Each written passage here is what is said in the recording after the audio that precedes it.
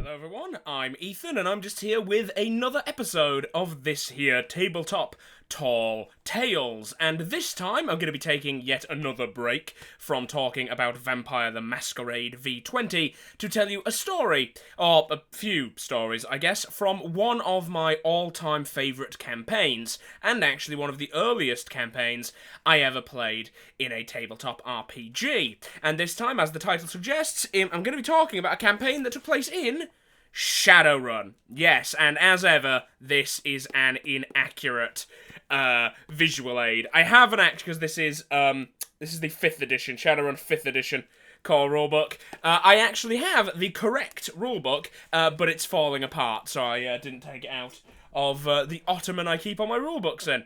But yes, so this campaign took place in Shadowrun 4th edition quite some years ago, and oddly, it ended up being one of the first, if not necessarily the first, tabletop campaigns I ever played. I've kind of had an odd history with tabletop RPGs in that, despite the fact that most people start with D&D and then kind of advance from there into the more specific and kind of weirder niche titles, I've kind of gone backwards in that I started in the relatively niche titles and have only recently moved towards D&D 5e.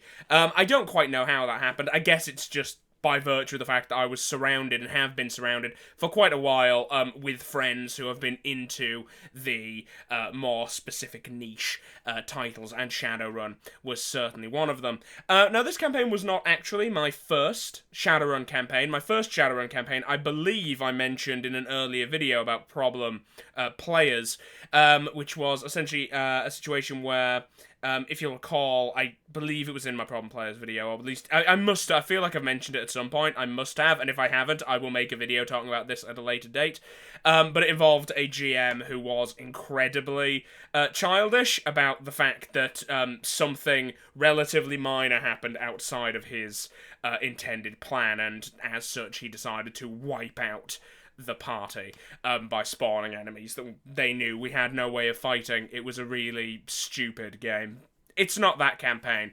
That was my first Shadowrun campaign. This was my second Shadowrun campaign, run by a friend of mine by the name of Type, who unfortunately I no longer speak to for various reasons. We just kind of drifted apart. But back then, me and him were very good friends, and he basically, at my request, in fact, I think this might be how we met. I put out a call many years ago on my channel to basically find people to play tabletop RPG with. He came forward and offered to run a game of Shadowrun, and that's how that ended up going. This is actually, it's worth noting, one of the few situations in which I have unintentionally fallen into a really bad player habit, and that habit is I ended up making a Murderhobo. If you're not familiar with what a Murderhobo is in the context of tabletop RPGs, Murderhobos are essentially, in some cases, they can be kind of the intended type of player character in these kind of games. If you're playing, especially you find actually a lot of Murderhobos in D&D, if you're playing a very, very mechanic-heavy build, a version of D&D, you are probably going to be dealing with Murderhobos, or probably going to be playing some kind of Murderhobos. They're essentially characters who don't have much motivation, don't really have much reason to engage with the world, and even if they do, they often choose not to. They are essentially your stereotypical itinerant wandering murderers who just kind of show up in a place, kill whatever's in front of them, and then move on. Hence the name Murderhobo. I accidentally made a Murderhobo, but because of how the campaign ended up going, he ended up not being too much of a problem, and I did try to justify him being a Murderhobo in this campaign. I since then have attempted to avoid making Murderhobos, and at various points in this campaign, it was pointed out to me that my character was a bit of a Murderhobo. So, yeah. Before I begin, let me give you a quick introduction to the world of Shadowrun, if you're not already familiar, and also I will point out if this sounds interesting to you. I believe this should be on my Tabletop Tall Tales channel if I decide to go ahead with that. So if the world of Shadowrun sounds interesting to you, I do wholeheartedly suggest that you pick up the Shadowrun Returns, Shadowrun Dragonfall, and Shadowrun Hong Kong games made by Harebrained Schemes. You should be able to get them on Steam, and if you're interested in just watching them, Shadowrun Returns and Dragonfall both have series on my Chunky Messiah channel. Anyway, the world of Shadowrun is essentially a cyberpunk future. It's set, depending on which version of the game you're looking at, it's set sometime after the 2050s, or sometime during the 2050s, sometimes it's 2056, something like that. I believe that's when Shadowrun Dragonfall specifically is set. But unlike most cyberpunk worlds, essentially unlike its most direct competitor, the cyberpunk games, the cyberpunk tabletop RPG, this is a cyberpunk world that has an addition in that it has magic and monsters and all that kind of thing. At some point when technology started approaching the cyberpunk dystopia levels of technology, there was an event called The Awakening, in which ancient magical creatures reawoke, magic suddenly became active, and the world was irrevocably changed by this kind of intersection of cyberpunk, nightmare, dystopia, megacorp technology, transhumanist technology as well, and the magical world. So it is basically Tolkien meets Neuromancer, is essentially the vibe. I've always been a bigger fan of the cyberpunk side of this world. However, I've also always had a preference for the world of Shadowrun to the world of something like cyberpunk. I find that the addition of magic just adds a bit of an interesting flavor and adds a bit more mystery to the world. You can do a lot more in Shadowrun than you could in the cyberpunk setting. You can do anything that you could do in cyberpunk as a game, you can do in Shadowrun, but you can also do all this other stuff with magic, interdimensional entities, dragons, all this other wild stuff. Very interesting setting. And essentially the conceit of Shadowrun, as the name suggests, or rather the name suggests if you know anything about the setting, is that you are going to be playing a group of characters known as Shadowrunners, which are essentially a form of black market, underground mercenary types. You are criminals, but you're not just your average everyday criminals. Your average everyday criminals are either in organised crime groups such as the Yakuza or Mafia that still exist in some form depending on where you are in the world, and then your more common garden criminals are gangers, who are just kind of almost like Necromunda, Mad Max style nutcases that exist in the dystopian hellscapes that are the cities of the Sixth World, as it's called. Shadowrunners are different to that. Shadowrunners are essentially almost these bizarre paramilitary, but like paramilitary, incredibly skilled, bafflingly well equipped people who do jobs for almost anyone, but normally the various megacorporations hired as disposable assets. People that megacorps can hire under aliases to go and sabotage each other or to steal corporate secrets or anything like that. They are guns for hire who cannot be traced back to anyone and who are paid ludicrous amounts to do ludicrous things. They are this setting's equivalent of your wandering band of adventurers. They tend to be very eclectic, they tend to be very peculiar, and they tend to be very skilled, and they are just kind of a better class of criminal, you might say. Oftentimes they're depicted as having some kind of moral code. That is kind of the generic view of a Shadowrunner that the game kind of expects of the players. Kind of a chaotic good or chaotic neutral kind of situation. A bit of a Robin Hood situation is what it somewhat expects of you. A criminal with a code, I suppose. Or you could even look at it as, well, the world's nuts because the authorities are evil. The megacorps have essentially supplanted most of the governments in terms of being the actual powers in the world. The police forces of this setting are generally weak and feeble and not particularly interesting, not particularly efficient, having been largely supplanted by the various corporate security forces like I think there's like Red Samurai and Knight Errant and the various other ones. There's a lot of different major corporations and minor corporations that do all sorts of things in the Shadowrun world. You have, of course, as I mentioned, various magical creatures, such as essentially meta-humans, who, unlike in other settings with fantasy races where dwarves, orcs, trolls, and elves are all fundamentally different creatures. You have essentially races of metahumans, which are essentially new forms of humans that emerged at the Awakening. People were suddenly finding themselves born, like human children were suddenly being born as various different species. Elves tend to be fairly long-lived compared to the other races, but at the same time they are, I think, taller and skinnier and more frail, but more charismatic and much more in tune with the magical world. Dwarves, as you might expect, are a bit more long-lived, quite resilient, and of course shorter, but generally stronger than the average human.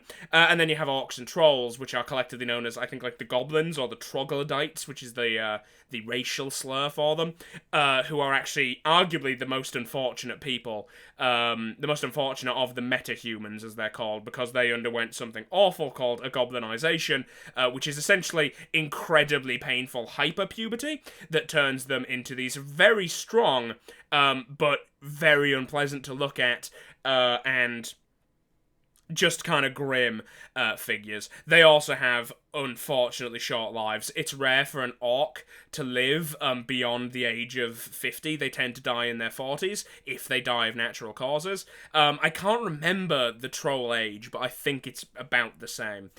And often actually trolls and orcs are specifically looked down on. And often actually orcs, even more than trolls, because trolls are like too big to be really picked on, but orcs are just kind of a bit bigger than normal.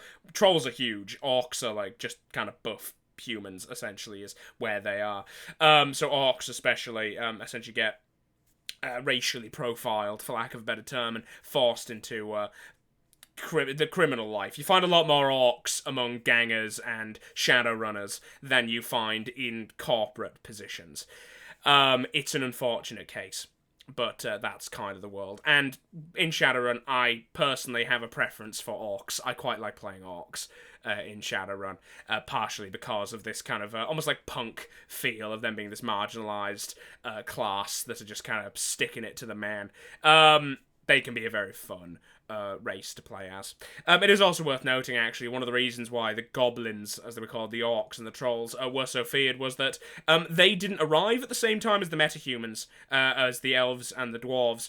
I think basically something like 10 years later was the capital T goblinization, capital G, in which teenagers en masse started turning into orcs and trolls, and it killed a lot of them. I think that's not as common. I think people after that started being born as orcs and trolls, but it can just randomly happen to people still when they hit puberty. They can just suddenly go through goblinization and either suddenly become an orc or die horribly. It's a really grim life for the orcs. In this campaign, I did not play an orc. In fact, this is one of the few times I haven't played an orc. Instead, I played an elf by the name of King George. He did have a real name. I can't remember what it was, but every character in Shadowrun is recommended to have had a real name and then essentially a call sign, a running name, a nickname, and this guy's name was King George. The game doesn't necessarily have classes, but it has kind of suggested archetypes you can pick from, and if I was to give an archetype to King George, it would have been something known as a street samurai, which is almost like this game's equivalent of a fighter. It's someone who doesn't have magic, who largely relies on direct combat. The other archetypes you get, there's a lot. The other archetypes you get are mages who use direct damage spells. You can also get shamans who have kind of mystical totems and can conjure spirits from kind of the other side to fight for them. You also get deckers, who are just, they're hackers, that's what they do, called deckers because they have decks, essentially futuristic laptop-style things that allow them to manipulate the Matrix, which is essentially what the internet is called in the Shadowrun setting, although it's weird, the Matrix. It's essentially as if they're living in a world in which that ludicrous 90s idea of what the internet would be is real. You know, you plug your head in and then you're actually running through the tubes. That's what the Matrix is in the Shadowrun world. Then you also have riggers, who are basically almost like a variant of deckers, except rather than being specific hackers, their job is that they can deck into machines, so they can deck into drones a lot of the time, and use those for combat, basically directing these drones in combat rather than being a physical threat themselves. I actually played a rigger in a very short-lived campaign, which it upsets me that I didn't get very far in it because he was ludicrous. He was an orc who had no legs and never left his van. But his van was also a drone, so he was never anywhere near the actual combat. He just stayed in the van, and then sent his drones with the party. He was an interesting character, but unfortunately that campaign literally only lasted one session. It was planned to be a full campaign, but I can't remember what it was years ago, but something got in the way. In the party, I believe there were 3 of us. I can't remember what I can't remember much about one of the players in the campaign. I know that we had a NPC decker who was this short. I think she might have been an elf who wore fake tusks. Because she was essentially an orc fancier who liked looking like an orc, so she had fake tusks in, even though she was an elf. She was a very fun NPC. She was kind of nuts, but we were all a big fan of her. There was also another street samurai, for lack of a better term, a huge troll by the name of Peanut. He was quite a good lad. I believe that this orc fancying decker spent a lot of time outside. When she wasn't decking, she spent her time, a lot of time actually sitting on this troll's back, using him as a mobile gun platform, which was always fun. And then we had another guy whose name I can't for the life of me remember. He was a player. He played a medic. But I don't remember his name. I remember, the wild thing is, I remember weird character details about him. In that I think he owed, the Irish Mafia a lot of money. So we regularly got pulled into doing jobs for no pay, by the Irish Mafia, in this town. I think the game was set in Seattle, if I recall correctly. I believe it was set in Seattle, which is the stereotypical Shadowrun setting. It's 2056 Seattle. But beyond him being a medic who we had to do free jobs because he was in the party, I cannot remember a single thing about him. He was disheveled and he didn't particularly like violence. That was the other thing. Peanut was basically a standard Shadowrunner in that he didn't like unnecessary violence, and King George, as mentioned before, was a bit of a nutcase. He was a bit of a Murderhobo. King George, I'll get to him. But yeah, the party didn't really have a magic talent. This is actually something that followed me around in a lot of my Shadowrun campaigns, is that we very rarely had a magic talent. For the simple reason that I basically managed to play 2.5. There was one campaign that was very short-lived. Not the rigger one I just mentioned, a different one. That one doesn't even count. But in all those campaigns, only one of them did we have any kind of magic talent.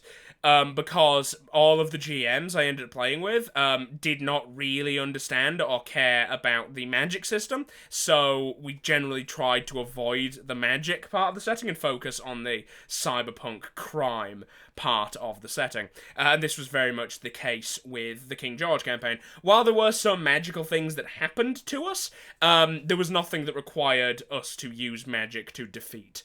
And often the magic was just in combat, and it was stuff like people conjuring spirits, but you can just shoot the spirit, so, it was just conjuring another enemy. So I've introduced Peanut, I've introduced the Decker. Oh, the reason that we had an NPC Decker is because one of the peculiarities of Shadowrun, and one of the problems that's followed around, it may also be a problem in Cyberpunk. I've never played Cyberpunk, so I don't know if this is the case there. But one of the problems that follows Shadowrun around is Deckers. They are a bit of a problem, because in the lore and in the mechanics, decking happens essentially at the speed of thought. Once you've plugged your deck into the Matrix, once you're actually in there, the decker is doing everything at the speed of thought, rather than at the same pace as everyone else. So oftentimes, the decker will have multiple turns inside the Matrix doing their own thing, while combat is happening outside.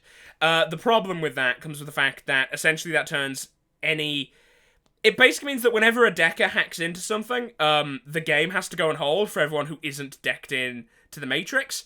And if you're outside of combat, that means everyone else has just kind of stood twiddling their thumbs for a while the decker goes on their own solo adventure.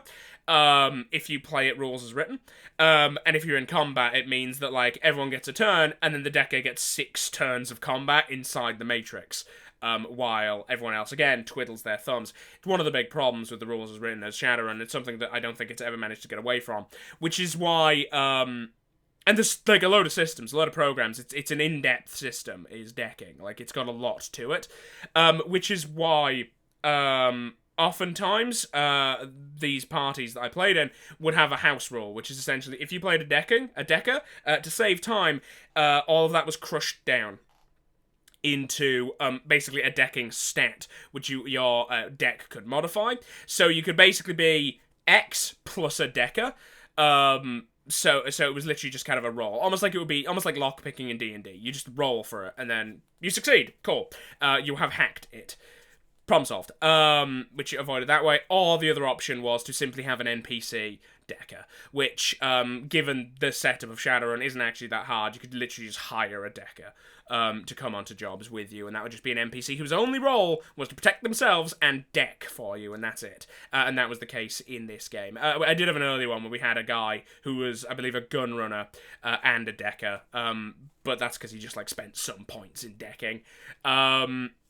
Because we simplified it down to it was just a single stat that he rolled to see whether or not he hacked things. But yeah, so I've introduced that. That was the party there. I will now introduce King George. As I said, his name was King George. He was an elf character. The rest of the party essentially were criminals of some description. You know, Peanut was essentially a relatively new criminal for hire. The medic had been working in kind of the criminal underground for a while as a doctor, and that's how he managed to get himself in deep with the Irish mafia. My character, however, was a bit of a peculiar one because the best way to describe him was a Batman villain. That was literally the way I went into making him. He was a ludicrous comic book style cartoon bad guy. He was called King George. He spoke with a ludicrous British accent, which wasn't possible because at that point England is essentially gone in the lore of Shadowrun. It was wiped out during something called the Euro Wars, so it doesn't really exist in the way we'd understand it at the moment. I don't know much about Britain, but I know it doesn't exist in a civilized state in the same way that, you know, the United American and Canadian states do. So it's kind of a wasteland there. So he was not from England, but he spoke with a ludicrous British accent, very much hamming it up. What's more, he, despite being a street samurai, he was basically a street samurai slash fixer, or face, in that he was also the charisma character. As the campaign went on, he went from being just a face, which, as I said, is a charisma character, to being a fixer, which is oftentimes an NPC that the party knows, who is good at getting jobs, but because of how the events went and because of how much I invested in charisma skills and contacts, it ended up with King George being the fixer for the group as well. So he found all the group's jobs and basically was the manager of the party as well as being a member of it, which led to some quite silly shit later on down the road. I think basically from the minute he started being the one who found people jobs, I did this in front of the rest of the party. The party found this aspect of it funny. He routinely lied about how much money they were being offered, because he always skimmed an extra 10% off the top and just didn't tell anyone. So he always got paid 10% over his usual share because he just lied about how much money they were being paid. And then split what was left evenly between the three of them. Which is honestly kind of fair because generally the fixer would take a fee, but it was kind of shitty because there's no excuse for that in this case because the fixer isn't an outside guy, he's part of the team. But yeah, so he was this ludicrous character. His backstory was that he was a lawyer who was a descendant of, he was like the scion, essentially, of a fairly wealthy family, but who had a gambling addiction, as well as a bit of a body modification addiction. Essentially the Shadowrun equivalent of a plastic surgery addiction, in that he had a shitload of cyberware. The way I built this guy in character creation was insane. He just had, he started the campaign with almost no essence. And if you don't know, essence is essentially your soul in the world of Shadowrun, and the less essence you have, the less human you are, for lack of a better term. Your emotions become deadened, your thinking becomes increasingly alien, and if you're a magic character, the weaker your magic becomes. And the more cyberware you have, the less essence you have. Each part makes you less human, and this guy started with a stupid amount of really high, like, military spec cyberware in him, like Black Ops level cyberware, built right into him because he was, this wealthy lawyer who had contacts and was obsessed with this stuff.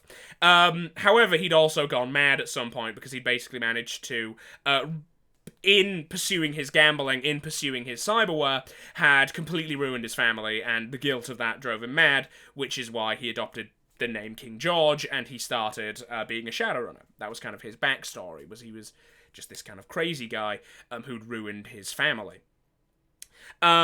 And he went all in on the theme, because he didn't just have this ludicrous cyberware, he didn't just have this ludicrous voice, he also had, customized gear. He had a very good assault rifle that looked like a Tommy gun, I paid extra money to make sure that it was styled like a Tommy gun. There is an option for a ludicrous aesthetic design that you can pay as an add-on for any weaponry, and that was his. His fancy assault rifle looked like a Tommy gun. He also wore an entire suit of what was known as Mortimer of London, which is a brand in the Shadowrun universe that is heavily armoured business attire. So he had basically a Kevlar top hat and a heavily armoured Victorian-style suit.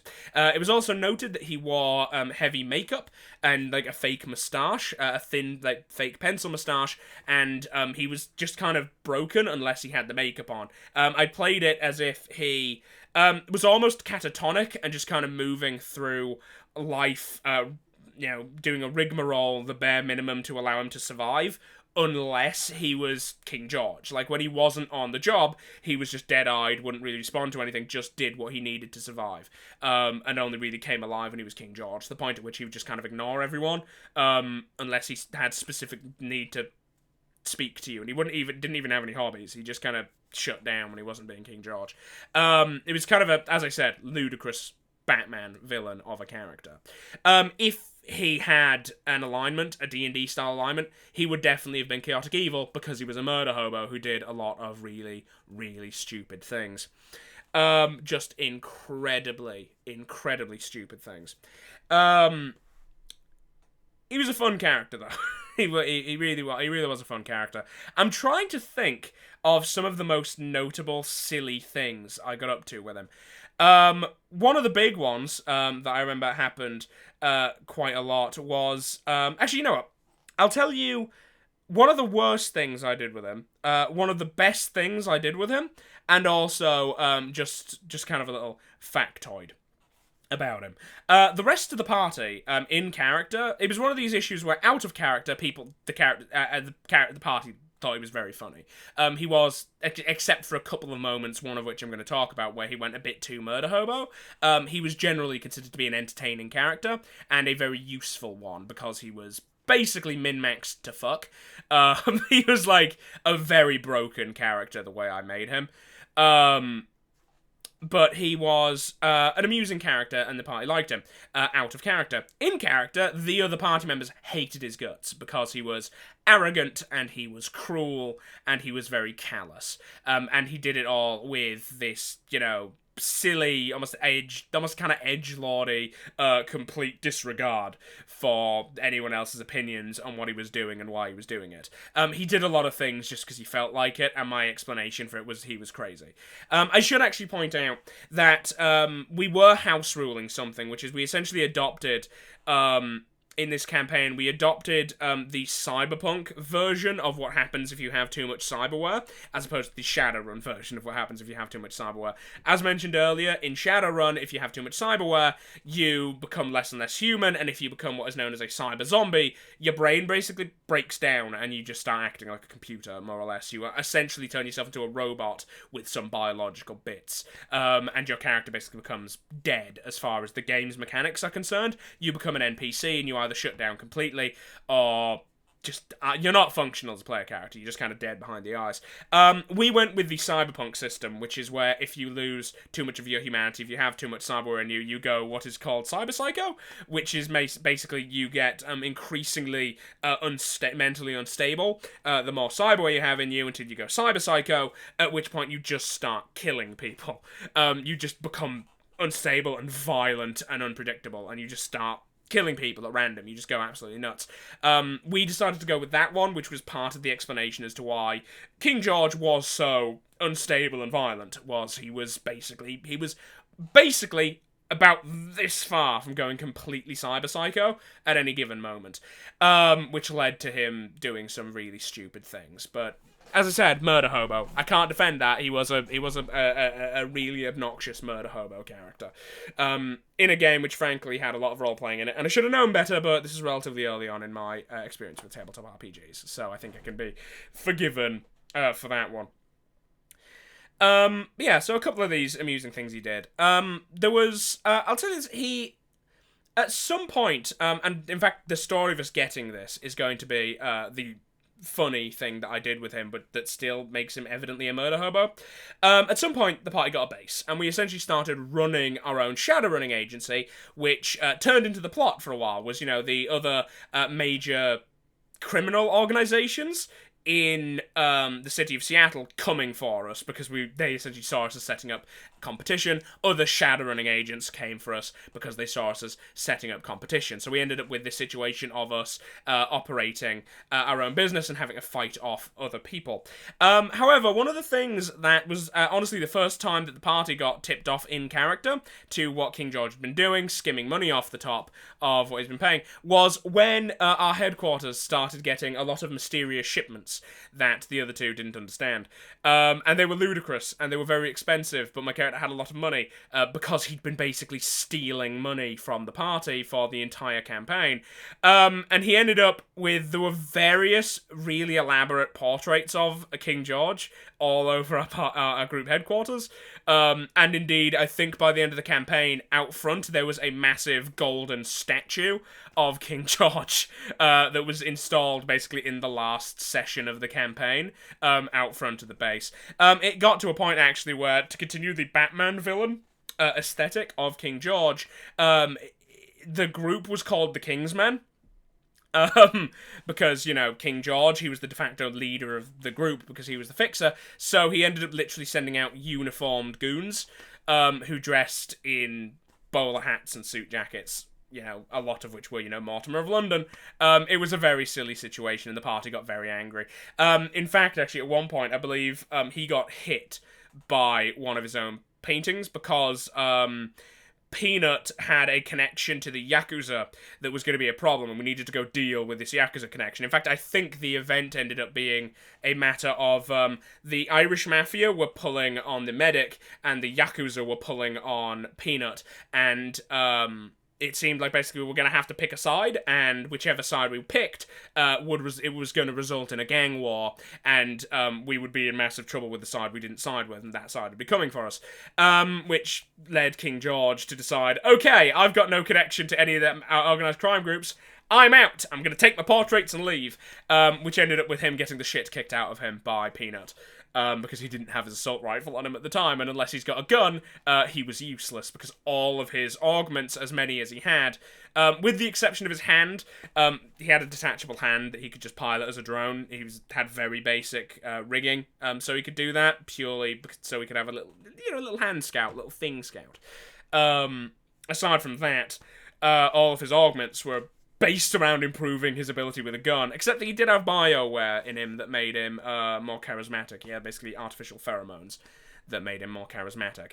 But other than those two things, everything was guns. But unless he had a gun on him, you could just pick him up and punch him, and he couldn't do anything about it. He could not fight anyone off because he was the skinny elf. Like, he had no strength. He was all gunplay, which is actually the matter. He was a glass cannon. He really was, even with his armored suit. It was only the fact that he had a lot of, he was very quick, and he had wired reflexes and stuff, so he could fire multiple times around. He essentially got multiple turns for every turn the enemy got. It was that alone which kept him alive, because if he got hit, once, he was You know, he just went down like a sack of shit. The definition of a glass cannon, but he just got the shit kicked out of him by Peanut and forced to stay. But I believe it did at some point have up this one of the portraits of him basically smashed over his head, so his head was poking out of a portrait of him. It was a very silly, very silly situation. But yeah, I'm going to tell you the two stories now. Two stories. Because a lot happened in this campaign, a lot of things, and the first of these silly things, which I think is one of the funnier times, but it is essentially a matter of him being a murder hobo, and this really annoyed the DM, because this was a matter of I basically managed to avoid consequences for a really stupid murder hobo-y decision because of how broken this character's roles were in very specific things, and also just because I got lucky. This would have, if I hadn't gotten lucky, would have completely, basically scrapped this plot of us trying to build up, make our own base. Because we had picked out, there was an area in Seattle, in Shadowrun, known as the Ash Wastes, I believe, which is basically this big old district of Seattle that there was a big fucking fire in at some point. And so while there were buildings in it, it was a desolate wasteland, essentially, occupied by a largely homeless population living in these largely abandoned buildings. There was one building, a large and rather fancy-looking in its day hotel, that King George and the party wanted to go into to renovate. But also, we needed manpower, and we were aware that this base had, I can't remember the name for them, there was a specific name for them, but this had a lot of, for lack of a better, mutants living in it. There is a name for them, but there is essentially this affliction that you can have very strange mutations that can give you, like, animal features. And these people tend to be kind of subjugated and oppressed and kicked out of polite society even more than, say, orcs and trolls. So they often live on the absolute fringes. But we were aware there was a large population of these people living in this area. So we wanted to basically go in, take over this hotel, this abandoned hotel complex, and talk the locals into joining up with the King's Men. So we had this force to go to start with. So we had, even if they weren't necessarily going to go out and be Shadowrunners, we had a population there that could help us basically defend the area when inevitably the other criminal organizations came for us.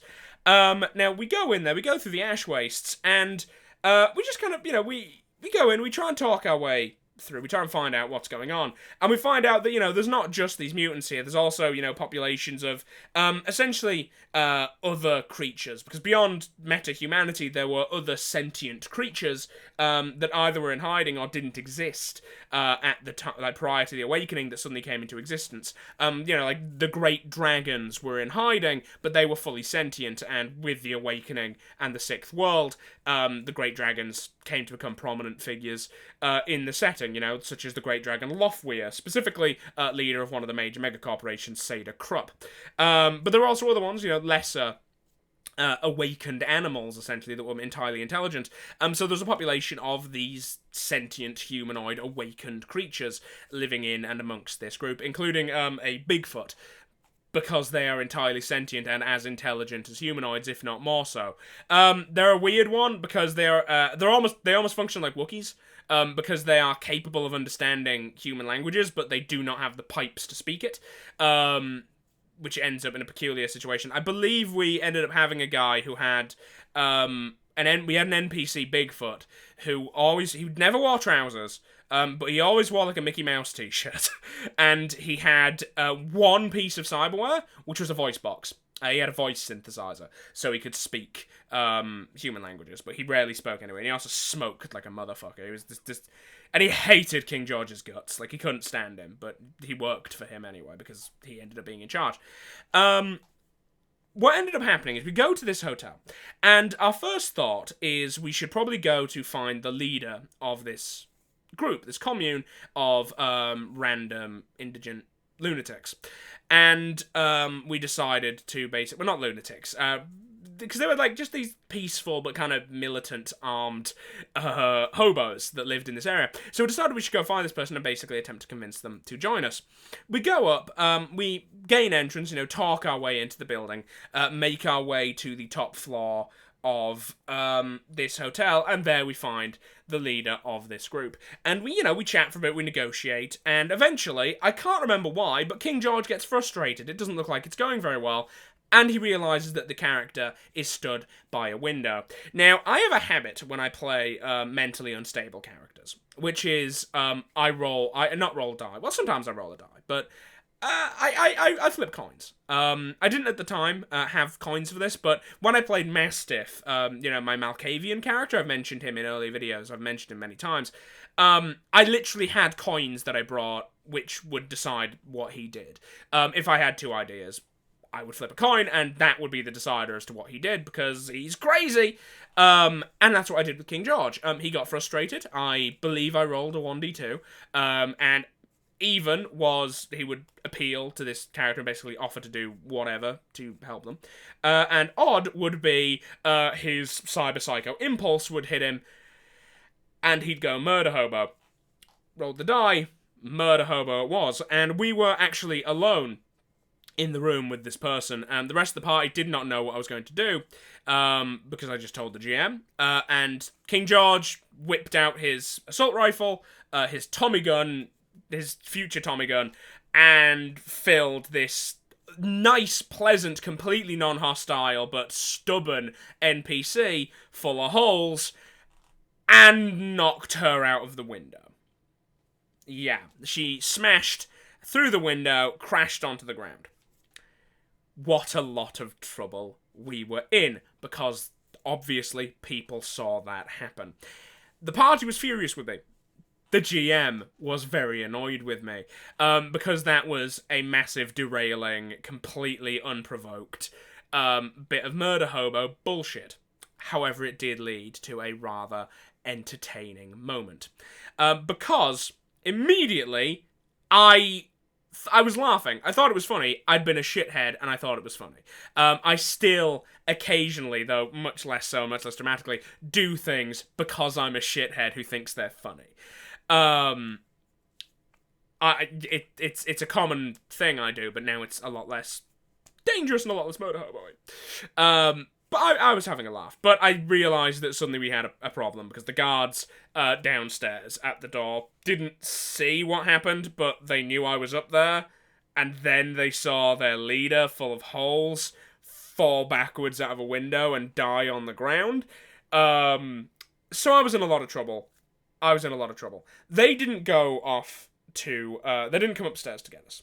What they did was they fled to go basically get backup, because they knew we were Shadowrunners, and even in that world, Shadowrunners are a recognised thing. They're not like the vague adventurer notion in other RPGs, where they're just kind of something that's almost like a meta consideration. Shadowrunners are recognised as a definite kind of a class of criminal, and they are understood to be very dangerous, and you probably, if you're a normal criminal, you're probably going to need overwhelming numbers to deal with a Shadowrunner, because Shadowrunners are, as mentioned, nightmares. So they ran off to get help. Meanwhile, I had to very quickly and suddenly attempt to formulate a plan. I came up with one. We went back downstairs. The party was ready to basically have to shoot our way out of here and try and figure out a new plan. I said, all right, lads, we'll do that. I'm sorry that I've put us into this situation. I wasn't.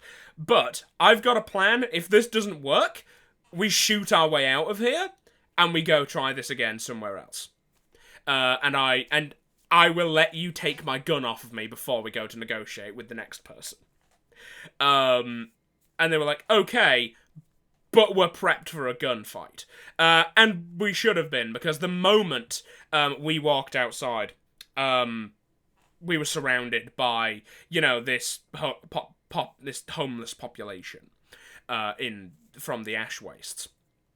And I remember King George walked out the hotel, hands in the air, didn't have his gun on him, did not have his assault rifle with him. And he said, I understand, and he was just like, I understand why you're upset, but this isn't what it looks like. He then proceeded to tell this group, who were horrified about why he would kill their leader when he came to negotiate with them, and the leader had literally nothing, no bad blood with the Shadowrunners, and the leader was a charismatic and kind woman who would not have provoked the Shadowrunners, and she didn't. They were baffled as to why we would kill them.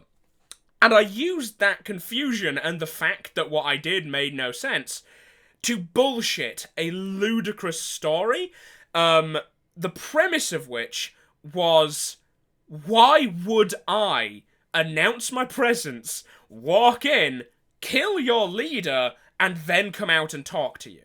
That would be stupid and suicidal.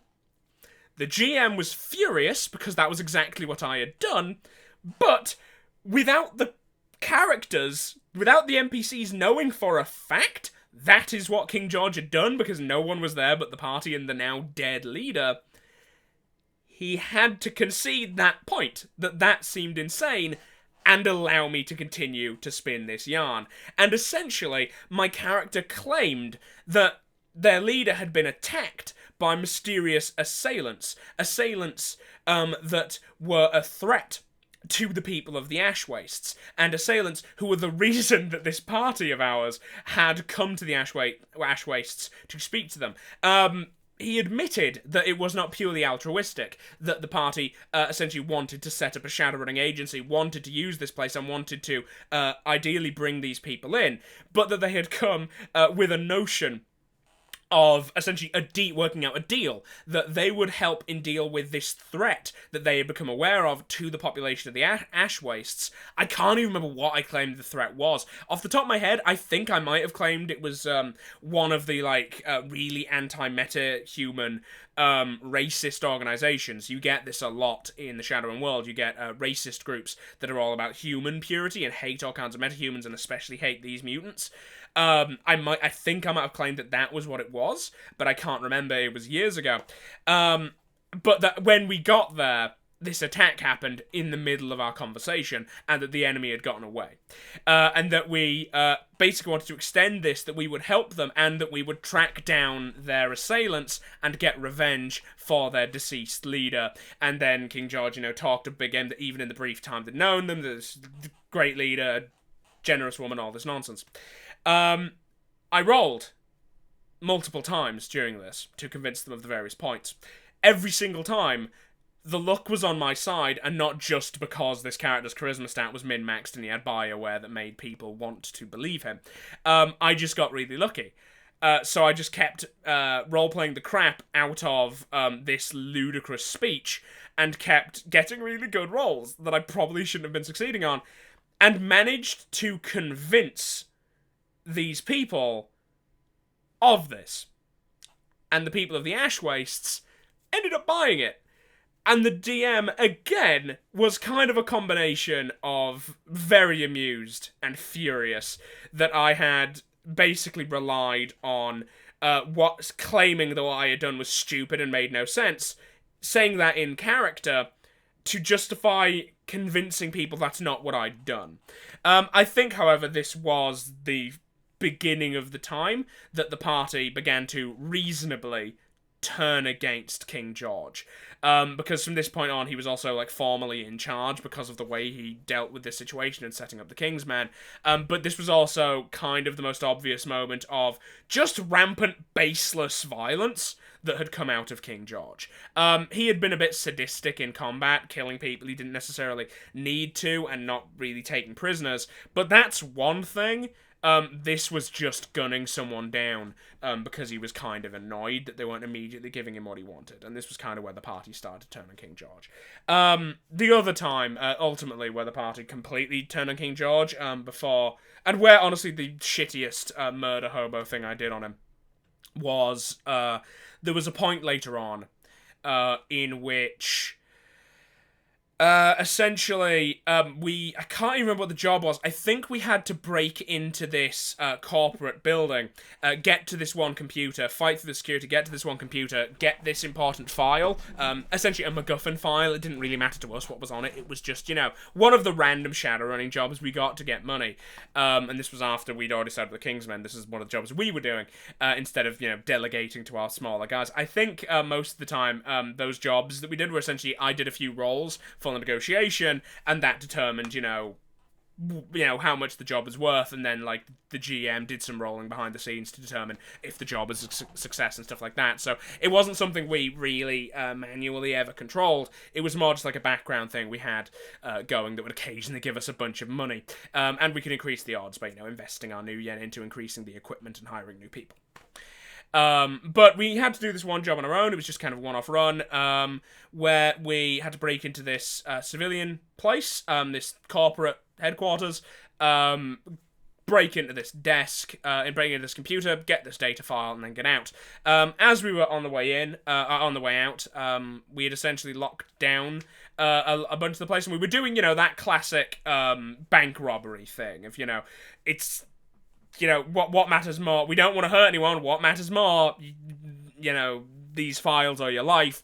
Don't do anything stupid, and we won't have to hurt you. Kind of situation. Which meant once we'd actually killed the security guards or disabled the security guards on the first floor, we had a bunch of civilian hostages, essentially, who were being compliant, until we started getting talked to by a mage who was part of a group, I believe, of another Shadowrunning agency, if I remember correctly, who was deliberately sabotaging us. Not because they wanted the job, but because they wanted to get rid of the King's Men, and King George and these other two were the leaders of the King's Men, so by getting rid of us, they would dissolve the King's Men, was the idea. And I just did something shitty. I flipped a coin and just turned on this elevator that was full of civilians and started firing. And the GM was even like, Ethan, are you sure you want to do that? And he described, that they're civilians, there's even a pregnant woman, and I just said, King George is crazy, and just mowed down a bunch of random civilians, including the pregnant woman, and that was really the turning point where the party just completely gave up on King George, and I got basically taken aside and told I was being a massive murder hobo. There was no reason for me to do that. It was just kind of really shitty, kind of ruined the mood. And that is kind of a key example as to why you shouldn't be playing a murder hobo in a group that's trying to RP a bit more seriously. Yeah, that was just kind of shitty. No reason to do that. It was just kind of a better way of expressing that character's frustration without being a murder hobo would have been to have him just kind of shoot the roof, or just start firing at the body of a dead security guard or something like that. Like, not randomly murdering a pregnant woman for no good reason. Really bad role-playing on my part. Yeah, that campaign had a few other fun stories in it, which I may save for another time. There was one time where we ended up doing a 14-hour session because the GM... essentially, we were hired to protect this concert that by this opera singer, I believe, who was hosting the performance, and who knew that she was going to be attacked at this thing, but she wanted to perform anyway, so she hired us to run security, and the GM had basically planned out a bunch of side activities we could do that would make the final confrontation a lot easier, and much to his surprise, we made a point of doing every single one of them, which ended up making the final fight ludicrously easy, but it also made the session really long, which was a funny one. Also, I believe Peanut got possessed by a ghost at one point. I got a ghost basically glommed onto him for the rest of the campaign because of one of those side missions to support that job, which was fairly entertaining. And there was also there was also another point later on when I started trying to apply some morality to King George. That was kind of an interesting one. There was some fun situations that happened in there, but that'll be for another time. I would like to quickly point out, however, just something completely unrelated this is actually from the first time I played Shadowrun ever. Which was a really silly resolution to a peculiarity in the rules that we didn't quite understand.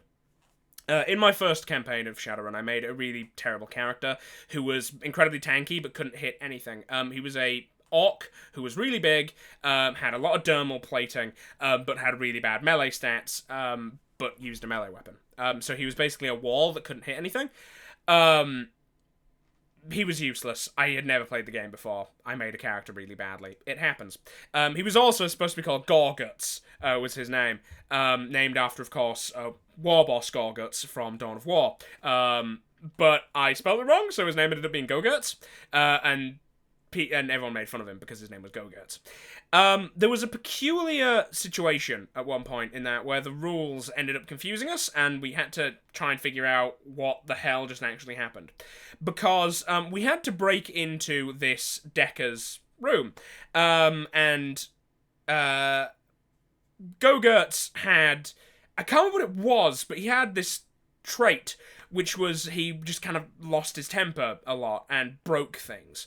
And he tried to, I can't remember why he was the one doing it, but he tried to lockpick this door into this Decker's room, this Decker's house, and failed. Had to make a roll for his temper, and failed that as well. So he ended up booting the door in. The problem being that there was an elephant gun on the other side of the door set to go off if that door opened without doing X, Y, and Z. So this elephant gun went off. Now, we were using Map Tool at the time to play this game, so the party, we knew the formation the party was in. And it was Go-Gurts at the front, and then, I can't remember his name, but essentially a gun runner, a merchant with some gun skills, directly behind him, who was another orc, but who had considerably less HP, considerably frailer and a lot less armor. And the elephant gun went off, and because of the way the game worked with the elephant gun, it had like a spread, and it had like a penetration. So it hit Go-Gurts, and it hit this gun runner. And the gun runner, when, we did the damage calculation, was almost dead. Like, that single shot, more or less point blank, even going through Go-Gurts, nearly killed him in a single shot.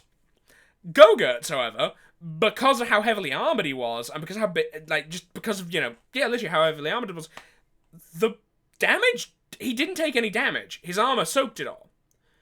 But then how did the gun, but he was also built like a brick shithouse. He was like, he had the vampire virus, so he was, I can't remember the name for it, I think it's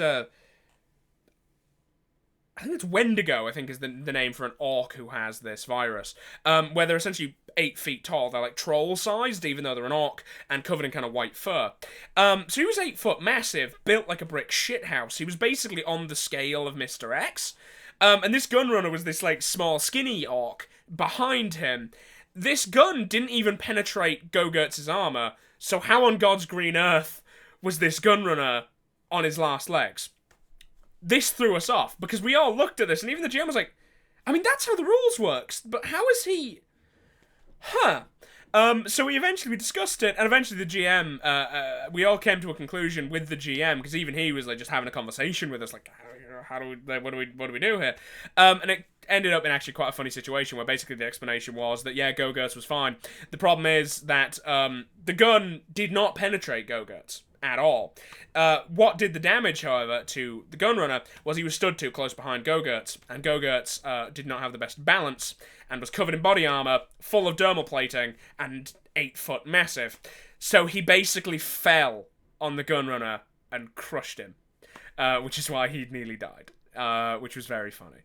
Which is, that's the kind of thing, which is why I love tabletop RPGs. You can't get that kind of silly problem solving in that off-the-cuff trying to figure out how to justify the way the rules work when you find one of the exceptions. You don't get that. You don't get that kind of weird flavor in computer games most of the time. And if you do, it's very scripted. Yeah, that was fun. That was a very fun time. But yeah, I may talk more about Shadowrun in the future if I can remember more details about some of King George's events, or if I end up playing more Shadowrun in the future. I really hope I do. But yeah, been talking for about an hour, so that was King George, and the longest campaign I ever played in Shadowrun. Hope you enjoyed those stories. That's it. Bye.